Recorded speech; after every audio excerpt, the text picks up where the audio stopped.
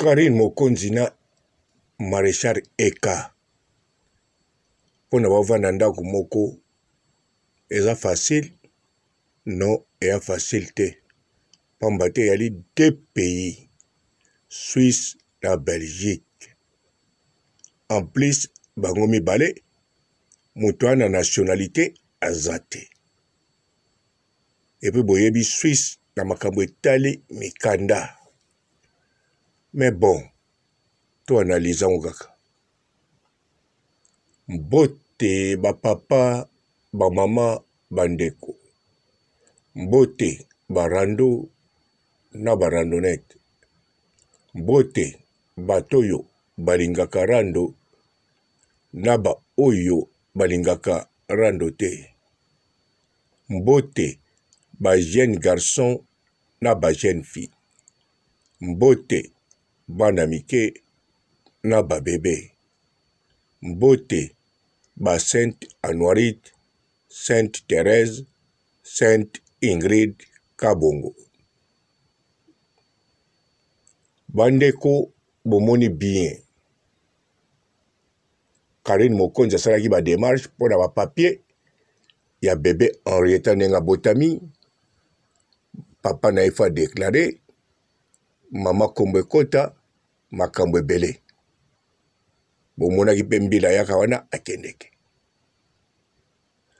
Kala mingi pete awa kaka boyoki Karine Mokonzi alobi papa evia kokolongwa pe Suisse aye Belgique kovanda na mwasi na Belgique boyokaki yango na monoko na ye. Pourquoi et pourquoi bandeko toza na poto toyebi yango bien toyebi mboka lokola Suisse povanda kuna eza black te povanda na kati ya Suisse bandima yo libela eza black te bato bavanda na Suisse bandima bango vraiment bakokisa makambo esengelaki Suisse alingi. Alors Karine Mokonzi la baronne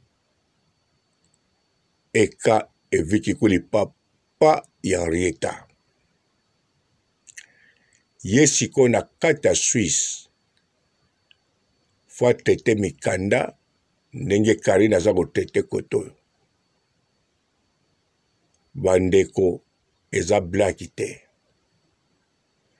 même bazwi avocat oya makasi eza blaki te eza likambo ya fédération Suisse yango Karine Mokonzi soka alobi papa Eka akokoya pe kovanda na Belgique epai ya mwasi na ye baza marie eya problème te soka alobi bongo azoyeba mikanda ndenge ezokedele na kati ya Suisse ata kuta alobi na biso te me biso tovandaka na poto toza kosala mpe bakeskese tomona la baronne koma akolongwa na nazwi nationalité te ake vanda kuna na Eka pere bapeti pe légalement batie ye avandaka kuna bandeko esalamaka na bato bana nationalité esalamaka mpe mwa moke na bato bana mikanda ya 10 ans me moto aza na nationalité akokomisa makambo tu ekomi na Suisse etikali lisusu na France te to Belgique me moto aza na ngunda makambo ne eza kaka na mboka oyoyo ya zwela ngunda me akoko vanda na mobali na ye na mboka wana donc Karine Mokonzi la baronne soki akovanda na Eka pere bapeti na Suisse akozala toujours na mokanda ya Belgique ndenge nga nazomona awando renouveler pe kaka na Belgique akozala na adresse pe kaka na Belgique kuna na papa eka akokozala pe na adresse po epekisami nango te moto azala na adresse mosusu kote wana mais faut ko verifie yango bisika yo oza na adresse donc oza na de adresse faut vérifier yango faut loba bayeba tina nini oza na de adresse osalaka nini kuna yango wana Karine Mokonzi na Baron mariage esalami bebe Henrietta abotami ba démarche ya mikanda esalamaka deja ba avocat bazali mais oyo ezali affaire d'état bino moko bozotala bozolanda yango bozokomprendre moi mpe la baronne akende kuna abwaka ngunda kuna lisusu eza te akoki ne mpe kosala yango me bazozo bato ya liboso bakoteka ye donc Karine Mokonzi na Baronne akokosala mayuya te soki azalaki zozo moto moko ayeba na ye te oui bel et bien akoki kobwaka ngunda kote kuna susu misapi ekoma kolela me misapi basanzaka na bango et un petit problème. Alors, Karine Mokonzi na Baronne, Karine Mokonzi Kikuli, na maréchal Eka, bazana posa makasi, bavanda ndako moko. Bazala nango kutu avant mariage. Siko lokola mariage et salami, la Baronne pe atika ndako na ye, atabino moko bozo mona ke la Baronne, na Eka Evi Kikuli, likambo aza nango kaka posa bala ndako moko na mwasi na ye eko dimine ba dépense ya ba avion pe bakobanda vie ya famille po bazali mwasi na mobali mari et femme babalani légalement yango wana bango mbasala makambo wana bayebi ndenge ezokende biso mpe tozotala neti ngai nayebi ke ezalaka matata voire même eza matata donc Karine Mokonzi na Baronne soki akoki yango ekozala neti na Belgique congolaise ya liboso akoki na carte orange ake vanda na Suisse légalement na ndaku ya mobali na ye. Donc bongo. Siko Eka pera bapeti aya kovanda na Belgique na Karine Mokonzi eza pe passe.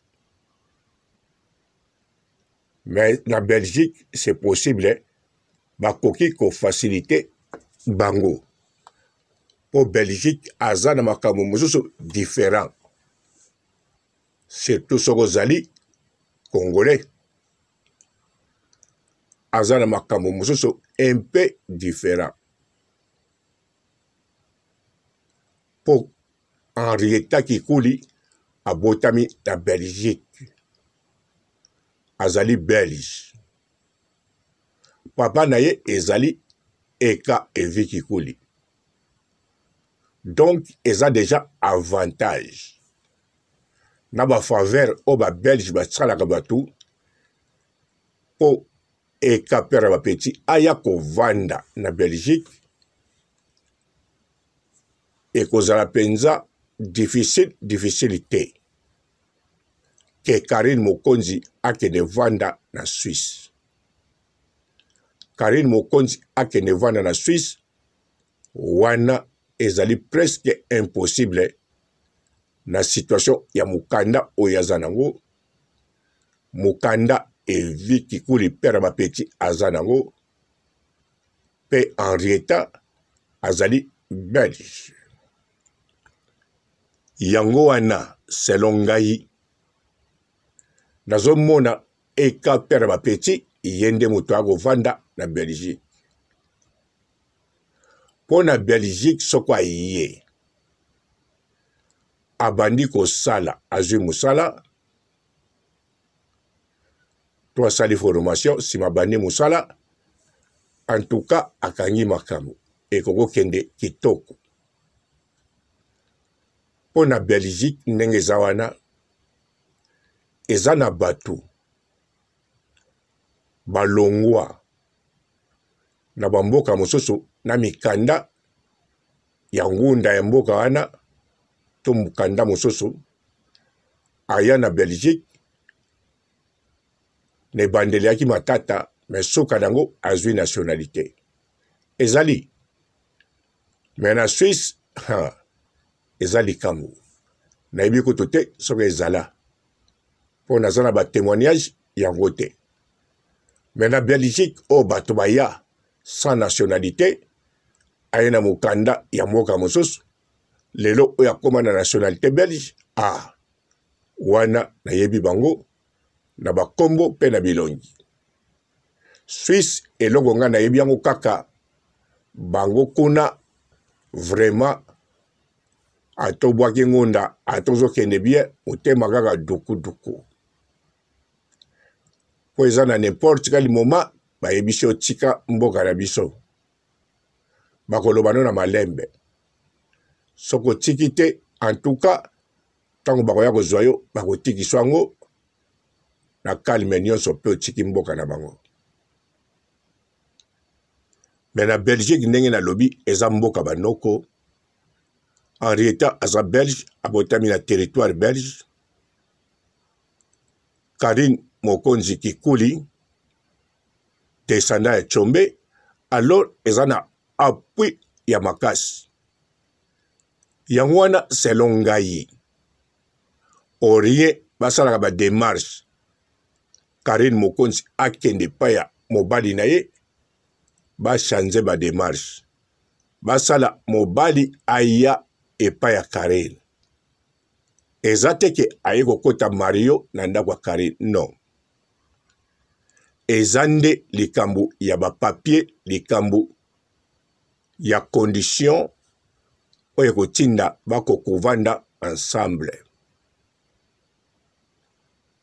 En plus ndako oyo bakozwa eza ndako ya bango mibale, moto moko te akozala Mario na kati ya ndako wana.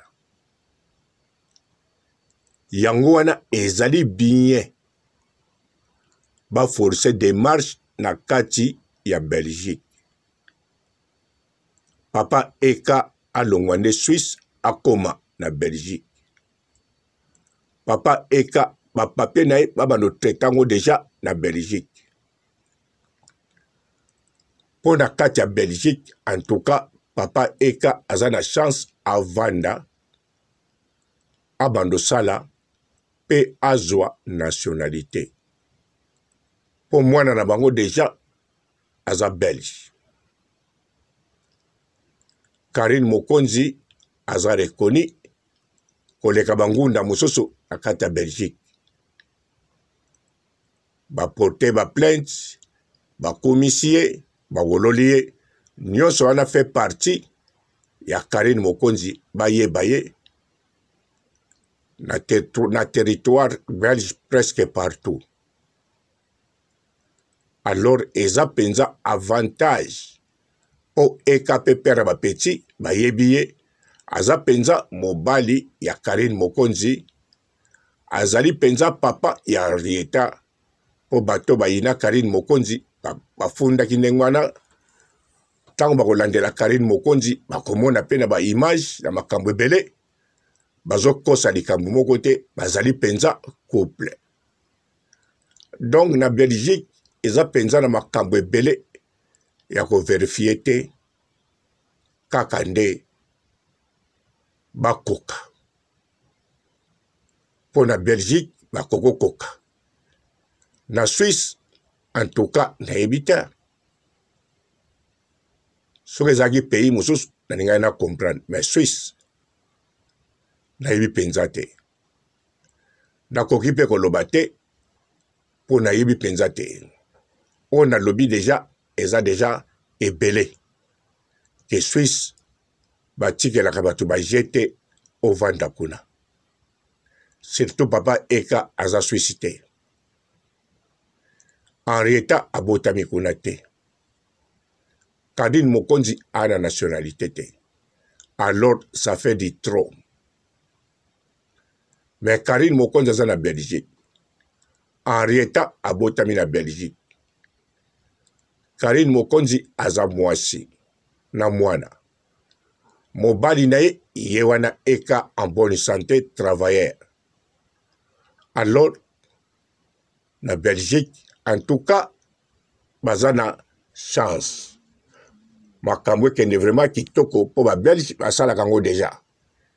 Mais ba Suisse na yebite soki si basalango to bako bando salango na Karine Mokonzi. Mais na Belgique basala yango na bato belé. Basalango tile lope basala kana bango. Moto ana nationalité to na mboka mosusu ayebe ko camoufler wana akomo vanda ba premier mois et peu difficulté 6 mois de difficulté. Après une année, makamwe komo kenalaise, c'est manango a ebe kozwa nationalité oyo na mboka oyo azalaki tango mosusu aninga kozwa ngo mikolo wana te. Yango wana Karine Mokonzi la baronne na Eka Maréchal soki après mariage nanu bavandi ndako moko te parce que tozali bazali na ba pays mibale différent. Baza na pays moko te, bavandaka na pays moko te, bango mibale. En plus, pona kende vanda na pays mosusu, boyoki bien, eza makambu ya l'État.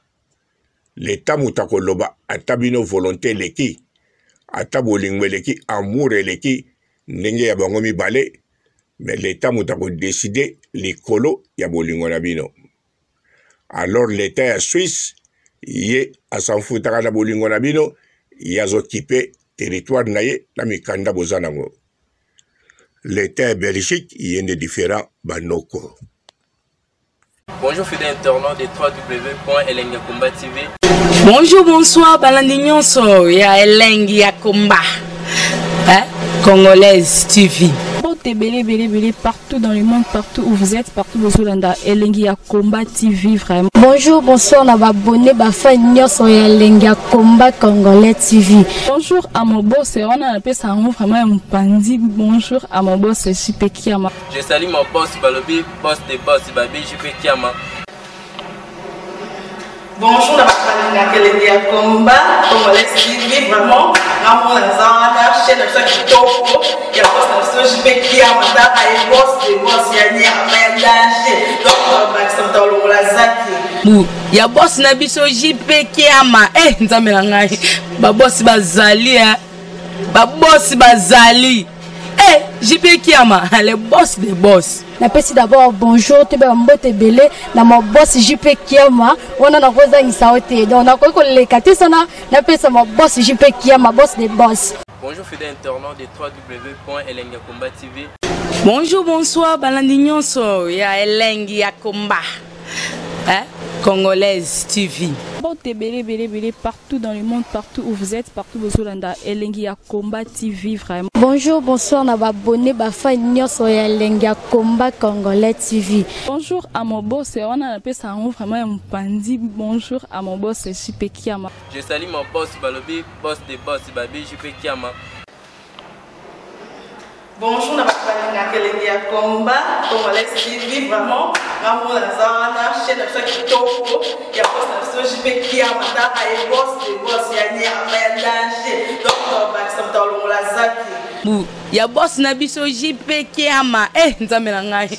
Ba boss bazali ba boss bazali.